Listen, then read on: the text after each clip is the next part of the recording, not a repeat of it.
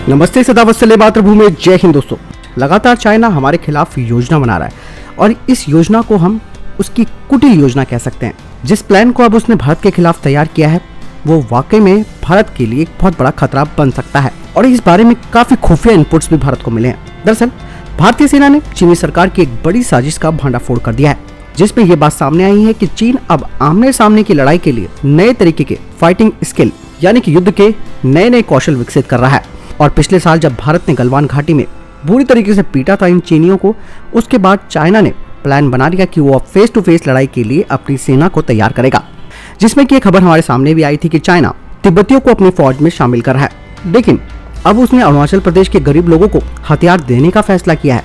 मतलब साफ है कि अब अरुणाचल से वो अपना मोर्चा खोल रहा है, जिसमें कि वो अपनी सेना को आगे ना बढ़ाते हुए बाकायदा वहाँ के लोकल लोगों का इस्तेमाल करेगा, क्योंकि इन लोगों को काफी जानकारी होती है पहाड़ों की, साथ ही इन्हें वो अब ट्रेनिंग भी देगा। तो इससे आप समझ सकते हैं कि दोनों चीजें उसकी क्लियर हो जाएंगी। एक तो लड़ने के लिए उसको भाड़े के टट्टू मिल जाएंगे और दूसरा उसे अपनी सेना का नुकसान भी नहीं उठाना पड़ेगा। और ये बड़ी संख्या में अरुणाचल प्रदेश में चाइना वहाँ के लोगों को हथियार बांट रहा है। साथ ही ये भी खबर सामने आई है कि चीन ने अरुणाचल प्रदेश के गरीब परिवारों को पैसे भी दिए हैं और साथ ही उनके युवाओं को भारतीय सेना के खिलाफ लड़ने के लिए तैयार किए जाने की योजना भी बन रही है। और यही नहीं दोस्तों, अरुणाचल के सीमावर्ती इलाकों में जो कुछ युवक हैं वो भारतीय सेना की जासूसी कर रहे हैं। खुफिया जानकारी में ये बात भी सामने आई है कि चाइना गरीब परिवार के जो युवा हैं उन्हें चाइना की पीपल लिबरेशन आर्मी में भर्ती करके अरुणाचल प्रदेश को चीन का हिस्सा बनाने की कोशिश कर रहा है, ताकि भारत के ही युवा भारतीय सेना के विरोध में खड़े हो सके। और इस पूरी घटना पर भारतीय सेना की काफी करीबी से नजर बनी हुई है, खास करके चीन के सीमावर्ती इलाकों पर। और चीन की सेना अरुणाचल सीमा के भोले भाले लोगों को अपना निशाना बना रही है। ये जानकारी गृह मंत्रालय, रक्षा मंत्रालय और विदेश मंत्रालय के पास भी पहुंच चुकी है। वहीं चीन ने तिब्बत में रहने वाले सभी परिवारों को अनिवार्य रूप से हर घर में एक व्यक्ति को पीपल लिबरेशन आर्मी में भेजने का फैसला लिया है। इन तिब्बतियों को सैन्य प्रशिक्षण देने के बाद उन्हें लद्दाख, उत्तराखंड और अरुणाचल प्रदेश की सामने तिब्बत सीमा पर तैनात किया जाएगा। तिब्बतियों को सेना में शामिल करने से पहले कई तरीके के लेवल पार करने होंगे, जिसमें कि सबसे बड़ा बैरियर है यानी कि सबसे बड़ा अवरोध है वफादारी का परीक्षण। इसके तहत तिब्बतियों को चीन की मंदारिन भाषा सीखनी होगी, उन्हें तिब्बत को पूरी तरह से चीन का हिस्सा मानना होगा और साथ ही चीन की कम्युनिस्ट पार्टी को अपने सभी विश्वासों के ऊपर सर्वोच्च विश्वास रखना होगा। जानकारी के मुताबिक चीन ने कई कारणों से तिब्बतियों को शामिल करने का फैसला किया है।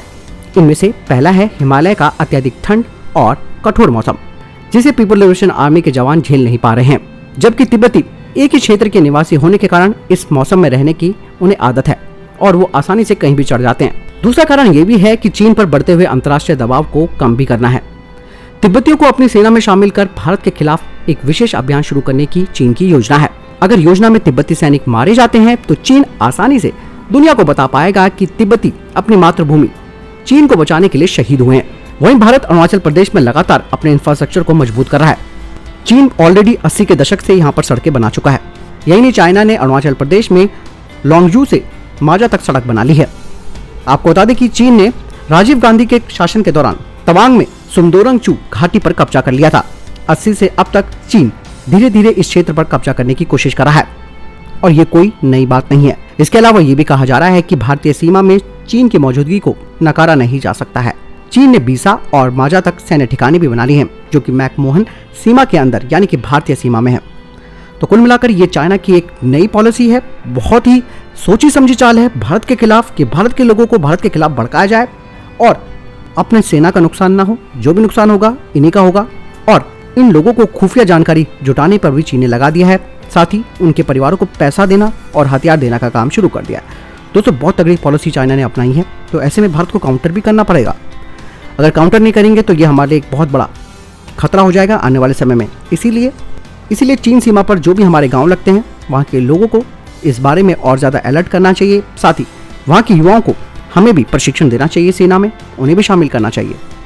आपको क्या लगता है दोस्तों, किस तरीके से काउंटर किया जा सकता है चाइना की इस बड़ी कुटिल नीति को? आप कमेंट सेक्शन में लेकर जरूर बताएं। मिलता हूं नई अपडेट के साथ, ख्याल रखिएगा अपना, चैनल सब्सक्राइब जरूर कीजिएगा। जय हिंद, वंदे मातरम।